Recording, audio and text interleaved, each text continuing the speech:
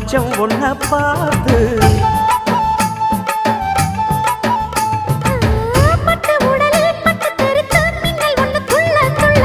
வெக்கம் துடிக்க விளக்கணைக்க ஜன்னல் கண்ணை மூடிக்கொள்ள 10 நாள் கழிச்சு தாண்டி கதவை திறக்கணும்.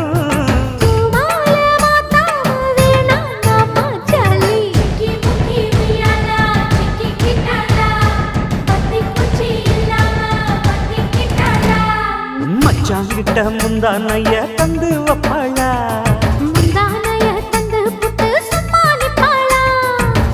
பல நாள் பசி இருக்கு விருந்து வப்பாளா,